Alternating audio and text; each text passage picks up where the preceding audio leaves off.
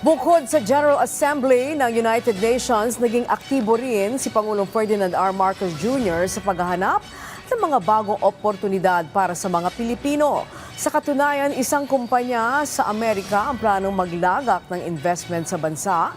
Si Kenneth Pasyente sa sentro ng balita. Bukod sa pagharap sa United Nations General Assembly, naging abala rin si Pangulong Ferdinand R. Marcos Jr. sa mga pribadong meeting kaugnay ng pagpapalakas ng pamumuhunan sa Pilipinas. Isa sa nakapulong ng Pangulo ang US Medical Glove Company o USMGC. Plano ng kumpanya na mag-expand ng operasyon sa bansa na posibleng makapagbukas ng nasa 2,000 job opportunity para sa mga Pilipino. Ayon sa Pangulo, tinatayang nasa $200 million ang inisyal na ilalagak na investment ng kumpanya. This is going to be to our advantage dahil magkakaroon tayo ng supply hindi lamang para sa mga healthcare workers, pati sa military, pati sa lahat ng mga nangangailangan. At sana kung talagang maging maganda ang takbo nitong manufacturing na ito, makapag-export pa tayo.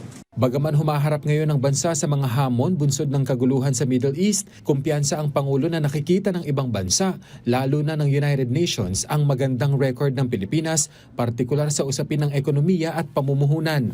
And I'm proud to say, maganda ang record natin with the United Nations. Very happy to note that kasi during the reception, isa-isa kong nakilala yung mga permanent representative ng iba't ibang bansa. At lahat naman sila nakikita nila na mahaba talaga ang magandang record natin with the UN. Kapag nangangailangan ng tulong ang UN, tayo lagi na always ready to help naman ang Pilipinas. At noong 60s pa, nagpapadala na tayo ng peacekeeping forces. Sa kanyang pagharap sa mga American investor, hinimok niya ang mga ito na maglagak ng pamumuhunan sa bansa. Handa at bukas anya ang Pilipinas para sa mga investor. Lalo't tinitiyak ng pamahalaan na maisulong ang pagpapabuti ng kalagayan para sa pamumuhunan sa Pilipinas. Ayon sa Pangulo, ang Pilipinas ay isang opsyon dahil sa may kakayahan, madaling makibagay at English-speaking na workforce, pati na rin sa patuloy na pagpapabuti ng mga infrastruktura sa bansa. Hinikayat niya ang mga investor na humanap ng oportunidad at ipinaalala sa mga ito na may katuwang sila sa Pilipinas pagdating sa pamumuhunan. Samantala, nakipagpulong din ang Pangulo sa mga opisyal ng United States Defense upang talakayin ang mga hakbang para pabilisin at palakasin ang ugnayang pangdepensa ng Pilipinas at Estados Unidos.